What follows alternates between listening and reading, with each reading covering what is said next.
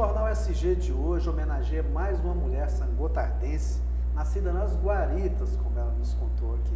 É a Marilene Teodoro da Silva e Silva, que a gente recebe agora aqui nos estúdios da SG TV. Marilene, mais uma vez, muito obrigado por estar aqui nos nossos estúdios, se abrir e falar conosco sobre sua vida, sobre sua profissão. Eu que agradeço. Eu acho que partilhar a vida da gente é dividir com as pessoas que a gente tem de melhor, que é a oportunidade de estar viva, né, e passar por várias experiências, que a gente aprende com as experiências dos outros. Então, estou aqui, pode perguntar à vontade. Tá certo, Marilene. Marilene, conta pra gente, vamos começar do seu nascimento. A gente falou aqui na nossa manchete, eu gostaria de te perguntar, você disse que praticamente nasceu dentro de uma sala de aula, não é isso? Lá nas Guaritas, conhecida ali na divisa de São Gotardo com Campos Altos. Conta para nós do seu nascimento. Bom, minha mãe é professora e na época em que eu nasci, ainda não existia o direito à licença maternidade. Então, logo após eu nascer, ela teve que voltar para a sala de aula, né? E a maneira que ela encontrou para poder continuar trabalhando era unir duas carteiras na sala de aula, fazer uma caminha, me colocar ali, e ela lecionava para uma sala multisseriada e cuidava de mim ali ao mesmo tempo. Então, eu cresci dentro da sala de aula. Começou a receber as aulas, então, praticamente quase nos dias que veio ao mundo, hein, Marilene? Recém-nascida. E Marilene, como que foi a sua infância? Você passou as infâncias ali naquele lugar bonito das Guaritas? Como é que foi a sua infância em si? Bom, eu posso dizer que até meus 18 anos eu morei na roça, porque literalmente morei, né, até os 10. Depois eu vim para a cidade, mas eu voltava todos os finais de semana para a fazenda. Então minha ligação com a zona rural, assim, com a terra é bem grande. Vem de uma família numerosa, Marilene, como que é? Bom, meu pai, ele tinha 10 filhos, ele ficou viúvo. E ele casou com a minha mãe, e ele e minha mãe, né, foram 2 filhas, então nós somos 12 filhos. 12 filhos? É. Então, uma época completamente diferente dessa nós estamos vivendo sim, agora, né, Marilene? Sim. E assim, embora, né, meus 10 irmãos sejam de outra família, né, nós nos relacionamos muito bem, tanto é que eu nunca tinha percebido, acho que eu fui ter essa ideia de que nós éramos, né, irmãos só por parte de pai, eu já tinha uns 12 anos. Era muito natural isso. Como que era a sua infância na fazenda? As brincadeiras eram outras? Muito legal. Eu tenho muita saudade, assim, da minha infância. Era subir nas árvores, né, brincar de cipó, balançar no cipó, escorregar na grama, né, com folha de coqueiro. Essas coisas assim da criança da zona rural mesmo. Muito divertido. E a gente tinha os vizinhos, né? A gente ia para a escola a pé, então íamos catando gabiroba, né, essas frutas do cerrado. Era muito bom. Muitos animais por perto. Muito. Uma relação bem assim grande com a natureza. A sua lembrança dessa época é uma lembrança feliz? Muito feliz. Eu sinto muita saudade, assim, era muito saudável, muito gostoso, né? A gente tinha tanto tempo e fazia tantas coisas, não tinha essa questão de TV, o máximo era um rádio, né? Rádio eu ouvi muito, programa do Zé Bétio. Ainda volta nessa região ainda? Volto, Marilene? até hoje eu volto, não com tanta frequência, mas até hoje, né? A casa onde eu nasci ainda é da família, então a gente ainda tem um contato. A família se reúne lá ainda? Como que funciona? Ultimamente nós temos reunido menos, mas sempre a gente se reúne. Certo. Marilene, você contou que você nasceu dentro da sala de aula praticamente, foi criada dentro da sala de aula. Conta para nós do seu desenvolvimento a partir das primeiras séries. Você estudou lá, me contou também que na Guarda dos Ferreiros. Sim. Bom, eu comecei a primeira série, né, na zona rural, numa sala multisseriada. A professora era minha irmã.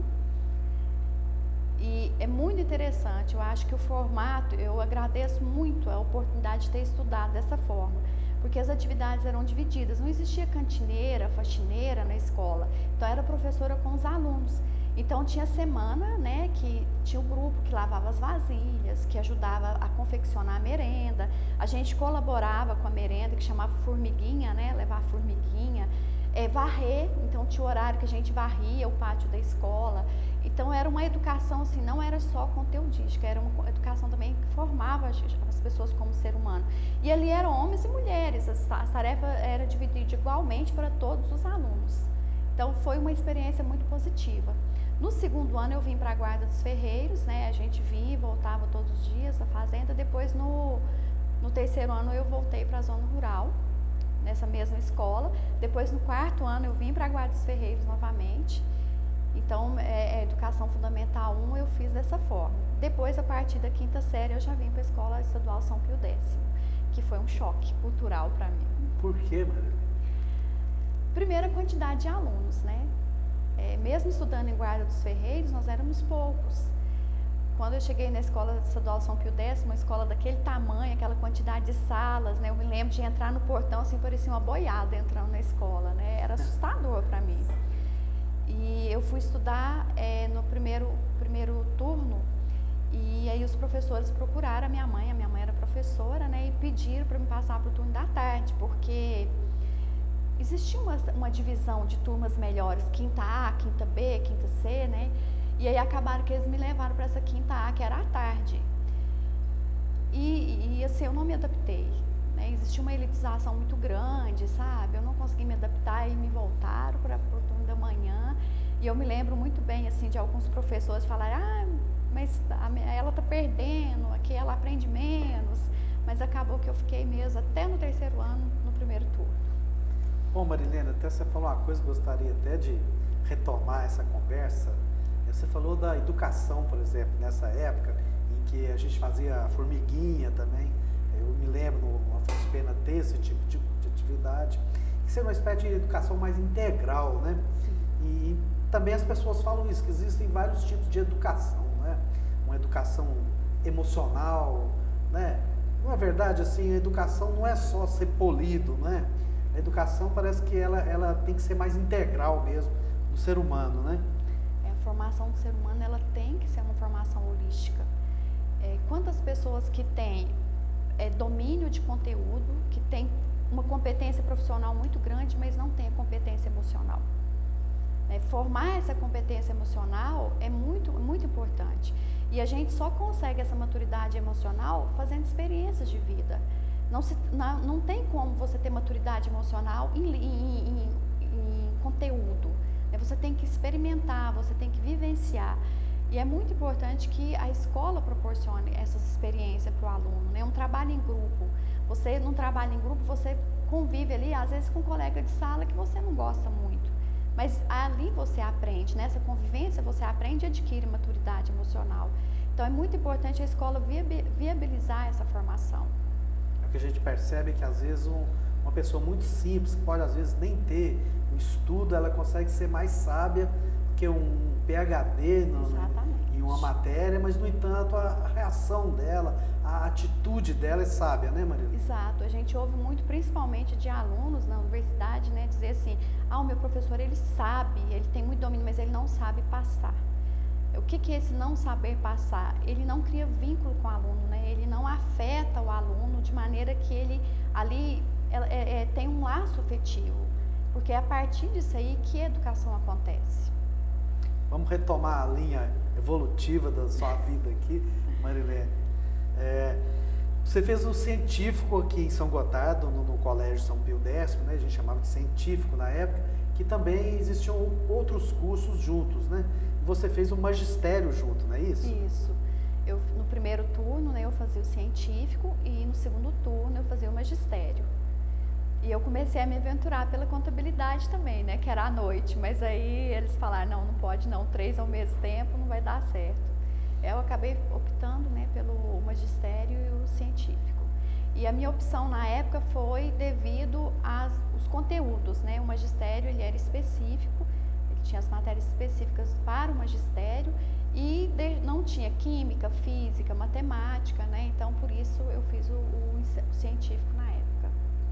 Quando você formou no científico, no magistério, você foi fazer faculdade. Conta para nós dessa fase da sua vida. Bom, como todo aluno de terceiro ano, né, com 17 anos, você não sabe muito bem o que é da vida.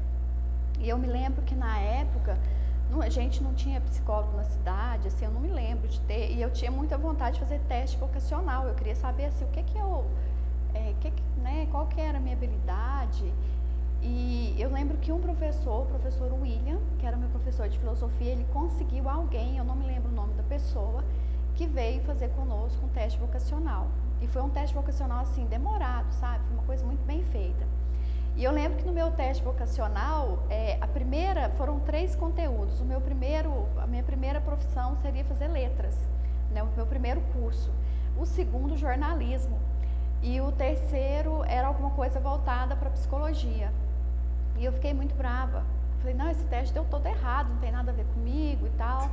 E eu acabei optando por fazer, coloquei na minha cabeça que eu ia fazer ciência da computação, porque era o curso da moda, né, era o curso do futuro. E a minha vida deu aí uma reviravolta, que graças a Deus eu não fui para ciência da computação, né? E acabei caindo no curso de letras em Araxá. Fui fazer letras, eu amei, eu lembro que eu amava estudar latim. Eu gosto muito dessa coisa do desafio, sabe? E estudar latim foi um desafio bem grande para mim na época, porque o professor era um professor bem exigente, aquele tipo de professor assim, comigo ninguém tira total, né? Então isso para mim era um prato cheio para eu me dedicar. E gostei muito do curso e por aí eu fui, né? E o magistério foi um curso assim que eu terminei e eu realmente, na época eu não tinha consciência, mas eu fiz magistério porque eu queria mesmo ser professora. Tanto é que eu comecei a trabalhar, né? Eu formei em um ano, no outro ano eu já comecei a trabalhar. Trabalhar aqui em São Gotardo? Aqui em São Gotardo, né? Você fazia esse mesmo jornada que os estudantes fazem hoje. Exatamente. Vão para Araxá, voltam, Patos de Minas, chega de madrugada, né? Você chegava de madrugada e no outro dia ia trabalhar, Maria? E eu já comecei a trabalhar nessa época. De manhã sempre eu pegava substituições. Todas que aparecessem, independente de conteúdo. Eu substituí o professor Fernando com aula de matemática, professor Esterlina com aula de ciências. Depois eu peguei aula de português. E assim eu fui. E também eu trabalhava à tarde na escola Sonho de Criança com os pequenininhos. A primeira turminha minha, nunca vou me esquecer dela, eu tinha 12 alunos de 1 ano e meio. Foi um desafio bem grande, porque assim, eu nunca tinha cuidado de uma criança na minha vida, eu não sabia como que eu trocava uma fralda. Foi um aprendizado imenso. Agradeço muito a Suzana, porque ela teve muita paciência, ela me ensinou muito. Você está falando da Suzana Galvão? Suzana Galvão, ela era a dona da escola. Que teve uma escola aqui, logo embaixo aqui na Rua Borges, isso, né? O Pinheiro Machado. Isso, né? E eu trabalhei com ela, né? A minha turminha de 1 ano e meio, que foram meus alunos lá, depois eles foram meus alunos, mais tarde, na 5ª série. Os mesmos. Você trabalhou também na zona rural aqui, nas escolas da zona rural? Trabalhei. Nas escolas estaduais da época, né, São Pio X, Hermenegildo Ladeira, Oscar Prados, Sinfrônio Bahia, nessas eu fui em todas, né? Todas as substituições que aparecessem eu pegava. Sempre gostei muito de estudar, sabe? Sempre fui assim, pegava, não sei, vou estudar, vou aprender, vou fazer. Também trabalhei na Cerca Velha, pelo município, né? Na escola, assim, tem maior carinho por aquela escola da Cerca Velha. Aliás, eu tenho um carinho muito grande pelas escolas da zona rural. Acho que é muito importante ter escolas na zona rural. Você me falou uma coisa interessante aqui, você falou que tem 29 anos de educação, não é isso, Marilene? Sim. E que esses 29 anos você trabalhou todas as manhãs? Todas. Sempre trabalhei de manhã, sempre assim. Eu já trabalhei à noite, à tarde, mas de manhã eu não me lembro de nenhum ano que eu fiquei sem trabalhar de manhã. Todo ano eu tinha uma turma, uma sala, aulas de manhã. Marilene, você terminou o curso de letras em Araxá e em Uberlândia, parece. Depois eu fui para Uberlândia, né? Eu fiz algumas matérias lá que não tinha no curso de letras de Araxá, que eram algumas matérias que eu tinha vontade mais de estudar, como linguística aplicada, sociolinguística. E depois eu fiz especialização e quase que fiquei por lá mesmo. Mas aí foi o momento que você se casou, é isso? Bom, eu já havia me casado. Desculpa, isso, verdade. Eu já havia me casado, né? E na época eu tive que optar, né? Ou a família, o casamento, ou então a oportunidade que eu tinha em Uberlândia. E decidiu pela família e retornou para São Gotardo. Sim, decidi pela família e voltei para São Gotardo.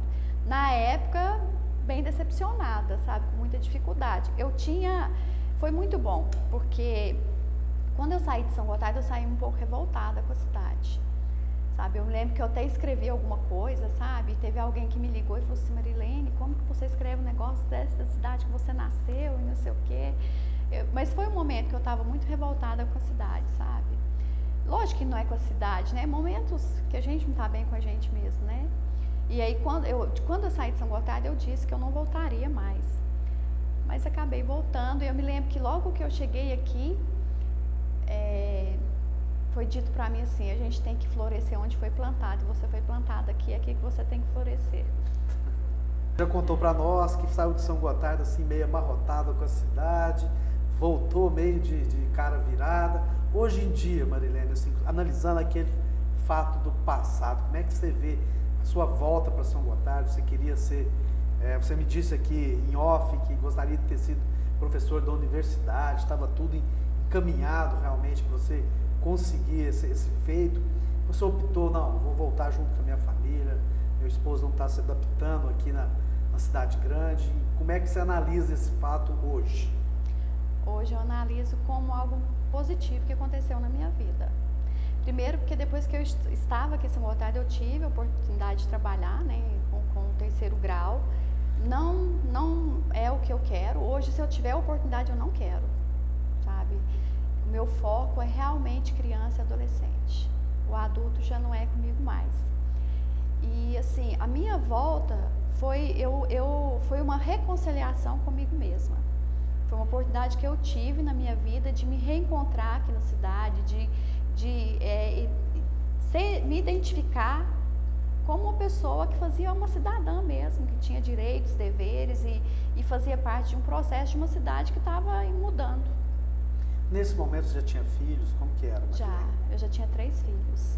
E isso foi muito positivo, porque criar meus filhos aqui foi bem mais tranquilo, eles tiveram uma qualidade de vida muito melhor do que se eu tivesse continuado em Uberlândia.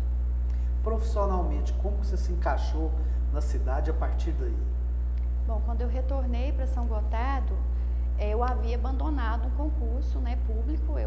Quando eu saí de São Gotardo, eu abri mão de um concurso público para professora do estado, eu estava efetiva na época, e eu abandonei. Então eu voltei de mãos vazias, porque em Uberlândia eu trabalhei tanto no setor municipal quanto privado, mas que são setores que não têm vínculo dentro do estado, né? Quando você sai, você não leva nada. Então eu vim só com a experiência mesmo.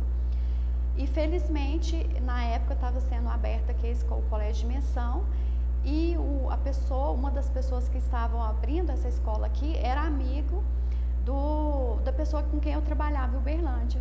Então, entre eles, né, um contou para o outro que eu estava aqui e eles me procuraram para trabalhar lá. Eu retomei então aqui na escola particular. Até hoje você dá aulas no dimensão? Até hoje. Né, nós temos uma trajetória aí já de 22 anos. Na parte da manhã, Madalena? Na parte da manhã. Hoje não todos os dias mais, né, e com a quantidade de aulas que eu já tive lá. Mas estou lá até hoje. E esse momento você também passa a trabalhar no município? Eu começo a trabalhar no município novamente em 2009. Em 2009, certo. Antes disso passou pelo supletivo, várias outras experiências. Sim, antes de eu sair de São Gotardo, eu trabalhei no supletivo. Nossa, uma escola que me marcou muito, muito gostoso de trabalhar lá. Embora lá eu tenha trabalhado com adultos, né?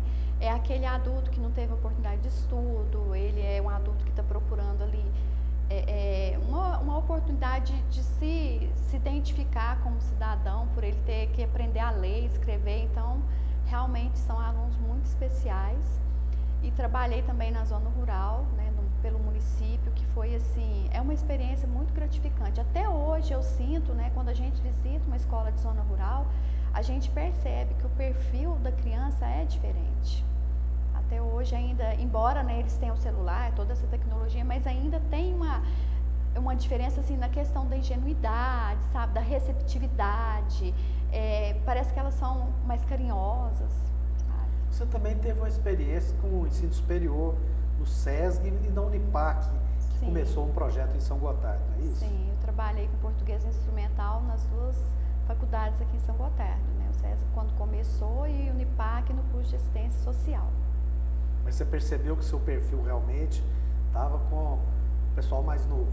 Sim, o trabalho com adulto, ele já é um trabalho assim, que o professor ali, ele não tem tanta responsabilidade. Lógico que tem, mas o adulto já é mais decidido, ele quer, ele não quer.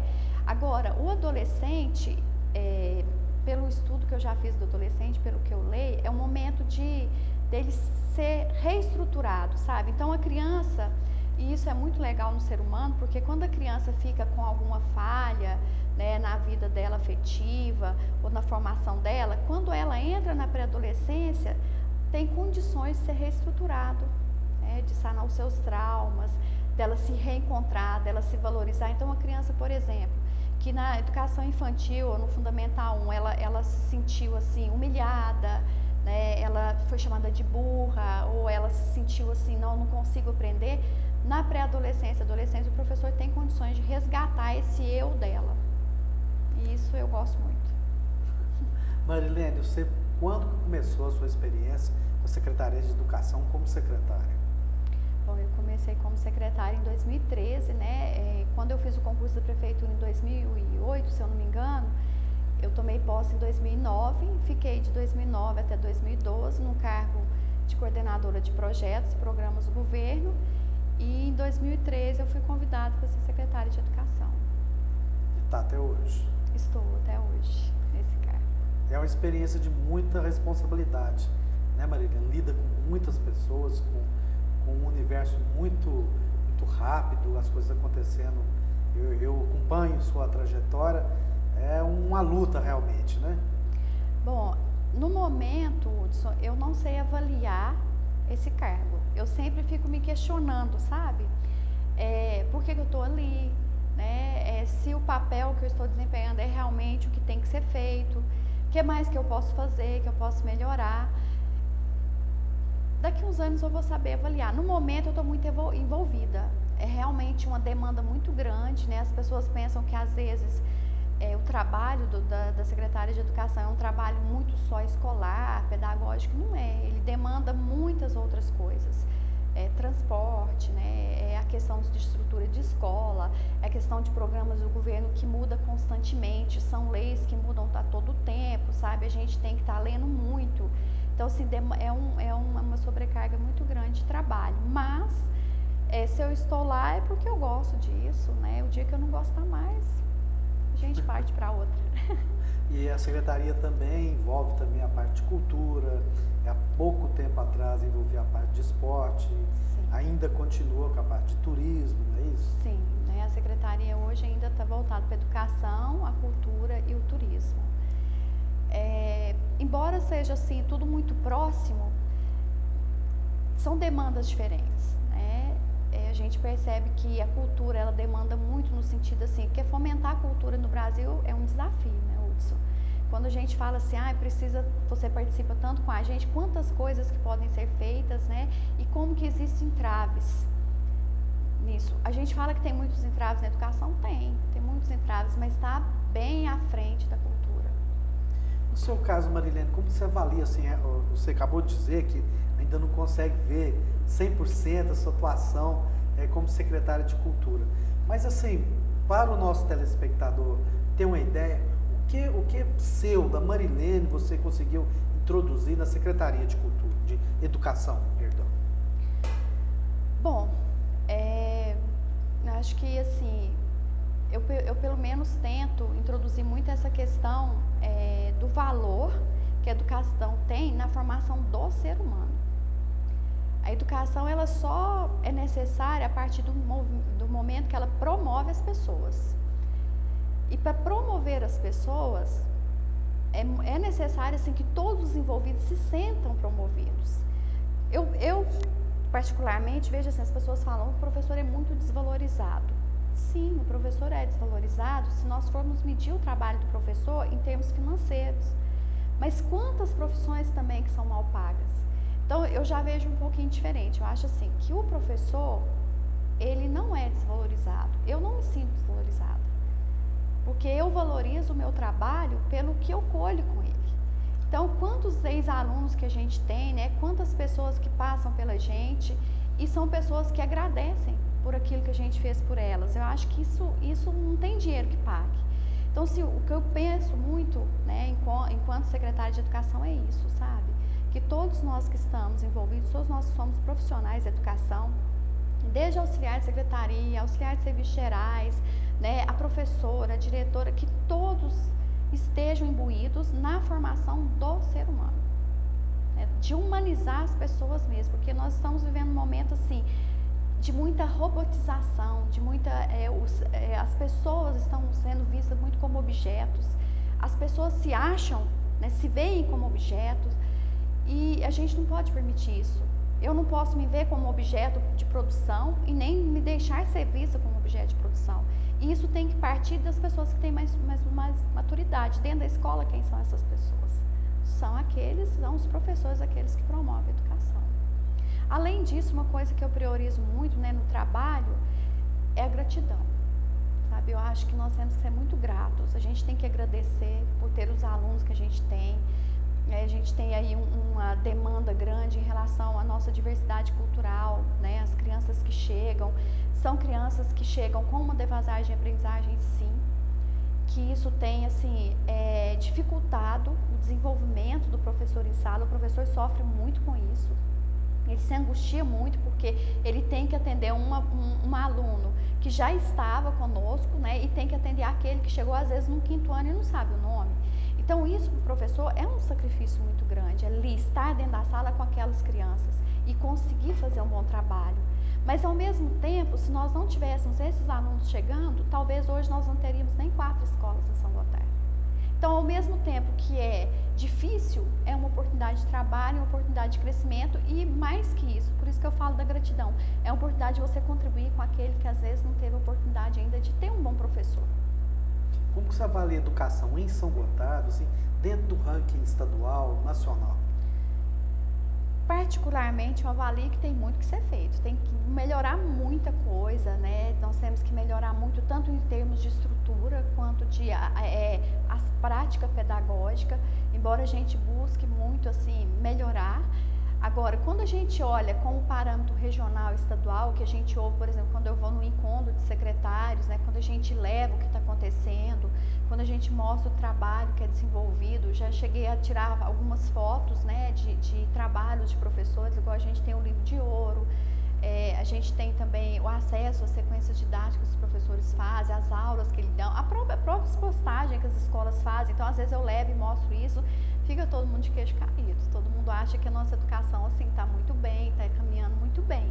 Mas a gente que vivencia, a gente vê, assim, pode ser feito muito mais ainda. E o que está faltando, Marilene, para a gente chegar nisso muito mais ainda? Bom, eu acho que nós precisamos, primeiramente, de avaliar o perfil da educação hoje. O que acontece, Hudson? Nós temos sala de aula muito diversificadas, com culturas diferentes, né? A variação linguística é muito presente na nossa sala de aula. Então, explorar isso como uma riqueza, como um instrumento pedagógico, não é fácil, porque muitas vezes a gente não teve esse costume, a gente não teve acesso a isso.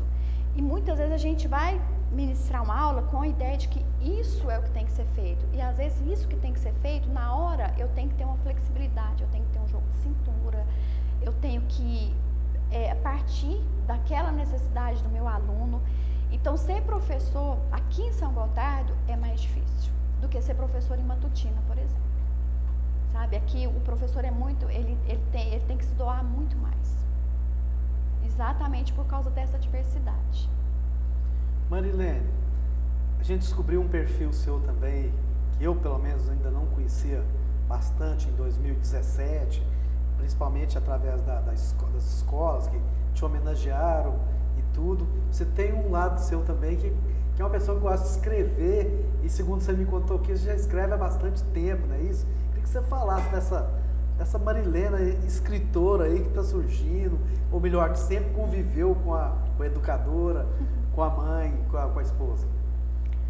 Bom, ler e escrever para mim é como respirar. Eu comecei a ler bem nova, né? o fato da minha mãe ser Você ainda professora... lê ainda, Marilena, bastante? Como é que é? Hoje em dia você sabe que a internet parece que as pessoas ficam mais ligadas. Você gosta de ler um bom livro? Como é que é isso? Eu gosto de ler o livro que eu pego. Eu tenho que pegar, sabe? Esse negócio de ler na internet, eu não sei não. Eu leio mais na internet do que alguns anos atrás, mas eu leio assim, né, no trabalho. Ah, Marilena, a gente quer que você dê uma lida nisso, nesse projeto e tal. Aí sim, hoje eu já leio muito para não imprimir, para não gastar papel, né, economizar e contribuir com o meio ambiente. Mas assim, livros eu gosto de ler, né?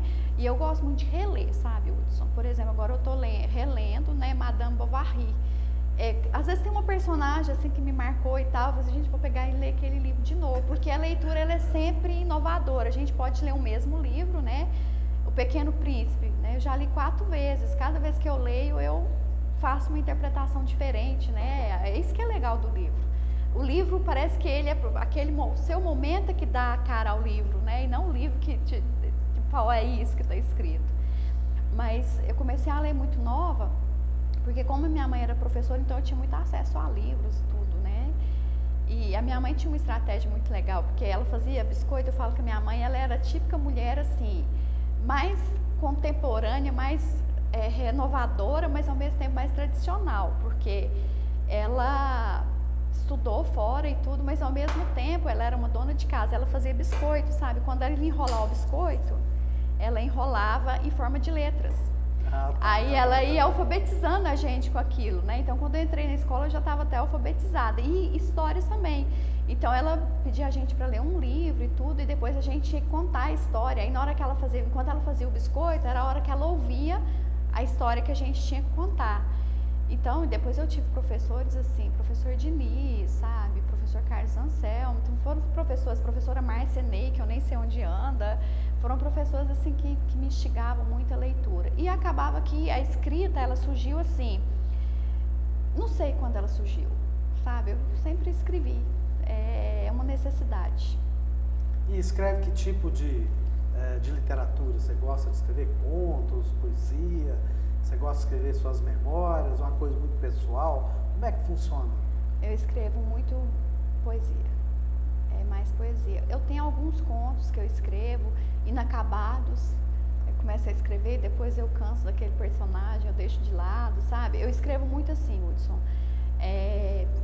Às vezes uma questão social que me choca, tudo que eu escrevo nasce de algum acontecimento que mexeu comigo de alguma forma. Marilena, esse é um bom momento para você está feliz? Como é que é seu momento de 2018? A mulher Marilene, como é que tá para você esse momento pessoal da sua vida? Eu tô muito feliz, sabe? Eu sou uma pessoa assim que eu não sou muito exigente com a vida, não. Eu acho que o fato de estar viva, de ter saúde, né, de ter filhos, esposo, neto, família, eu priorizo muito minha família. Eu acho que minha família é realmente assim, o meu aconchego, sabe? Então, para mim é um momento muito bom, sabe? Meus filhos são grandes, né? Constituindo família também, tenho netos. E é muito bom isso. É como se fosse realmente uma continuidade, né? A gente percebe assim, eu tô quase podendo morrer tranquila. Marilena, é inegável a gente perceber isso, que a mulher nos últimos anos, principalmente no século XX, XXI para cá, parece que ela está acompanhando os tempos até com mais intensidade do que os homens. A gente percebe que há 100 anos atrás era muito mais difícil para as mulheres ocuparem cargos que hoje elas não ocupam. Isso é uma situação que a gente vê na realidade. Na sua opinião, a mulher está no caminho certo? Ela está perdendo sua feminilidade com essa pressa dos tempos modernos? Como é que você vê a mulher moderna? Você acha que ela precisa, o que precisa para ela realmente ser mais feliz mesmo, ser mais realizada? Primeiro, eu acho que ela tem que parar de querer ser a Mulher Maravilha, de dar conta de tudo. A minha geração foi uma geração que foi criada para dar conta de tudo, né? Eu já falei assim, eu não vou depender de homem, sabe? Eu vou ser dona do meu nariz. E acho que isso é uma coisa assim, quando você acha que você é autossuficiente, isso não é legal para ninguém. Então, eu acho que nem o homem é autossuficiente, nem a mulher é autossuficiente. Eu acho que a gente precisa um do outro, né? Um completa o outro e vice-versa. A questão da mulher estar perdendo a feminilidade, em parte eu concordo que está sim. Mas não é porque ela está entrando no mercado de trabalho, não é porque ela está ocupando o cargo que antes era de homem. Por exemplo, eu acho que uma mulher ela pode exercer qualquer cargo e não perder a feminilidade. Ela pode exercer qualquer cargo e constituir uma família, se for do desejo dela, e levar isso adiante. Eu acho que é uma questão de administrar bem o tempo e, principalmente, estar bem com aquilo que faz. Porque não adianta nada eu, por exemplo, montar uma empresa, ser uma empresária de sucesso, se aquilo não me dá prazer, não me agrada. E aí isso eu vou levar para todos os lugares que eu estiver. Então, eu acho que o importante é fazer aquilo que se gosta e fazer para o seu bem. Porque a partir do momento que eu faço aquilo que eu gosto, que me promove, eu promovo e eu levo bem para as pessoas que estão à minha volta. Então, essa coisa de você entrar para um cargo porque eu quero desbancar um homem, porque eu sou mulher e eu quero provar que eu dou conta, eu não gosto disso, não. Eu acho que eu tenho vontade de exercer um cargo que é um cargo mais masculino, porque é o meu desejo, isso me dá prazer, isso é legal. Mas para competição e para mostrar que eu dou conta, eu acho que é desnecessário. Marilene, mais uma vez, muito obrigado por estar aqui na SGTV com a gente, contando sua vida, se abrindo com a gente aqui, contando um pouco sua história. E parabéns para você. Obrigada, esse mesmo. Eu que agradeço. Seu nome a gente homenageia todas as mulheres dessa cidade. Fico muito feliz e grata, viu? Muito obrigada. Obrigado pela entrevista e tudo de bom para você, Marilene. Obrigada, Hudson. Para nós todos. Tá certo. Bom, e o nosso Jornal SG fica por aqui. Obrigado pela audiência, tudo de bom para você.